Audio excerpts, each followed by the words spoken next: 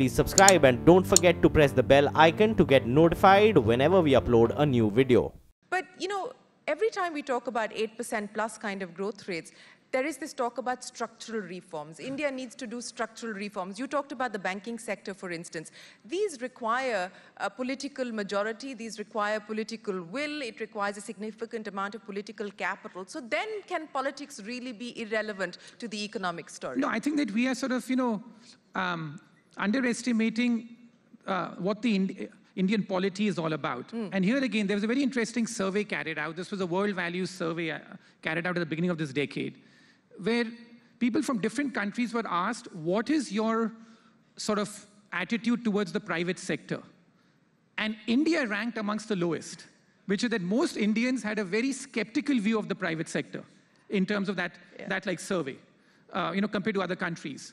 So I think that there is no constituency for carrying out the kind of reforms that, like all the sort of economists and the Washington consensus wants the country to do, right? So I think that there was an opportunity possibly in 2015. It's gone. In terms of when you had a government with a great majority.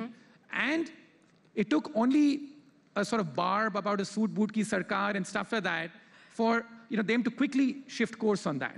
So I think that Feb 2015, when the government really presented its first full budget, that was the one opportunity this government had of trying to do something absolutely dramatic. And I know some proposals like that were on the table then, about cutting the sort of tax rates down to ASEAN levels, the corporate tax rate in a very dramatic way to give Make in India a fillip, about possibly even thinking about annulling the Bank Nationalization Act. These proposals were very much on the table. But I think at the last minute, the political will to do anything about it was limited. Cold feet. Yeah, partly because I don't think that they felt there's a constituency for this. And it was also partly because, and this is, I think, I've had this script for a long time, at the same time we changed our GDP methodology. So all of a sudden, we started to grow at 7% during the worst of times. And so then the sort of feeling sank in there, if we can do 7% at the worst of times, why bother? Then why bother doing so much more? And so therefore, I think that played a real big role out there.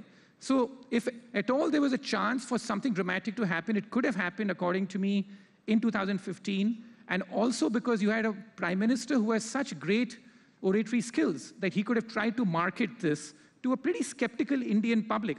You have to give it to them that the Indian public is quite skeptical of the private sector, and there's still a sort of great faith in wanting government jobs and stuff. Things have changed, but that skepticism is still there. But you had the chance to try and do something very dramatic about it. So that was the only time when I was sort of waiting with bated breath. Otherwise, my sort of approach is that tune out of the politics.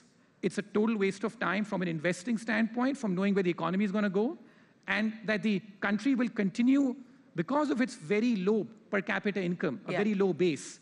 And there's so much penetration opportunity across sectors that the country will keep growing at its sort of natural buoyancy rate.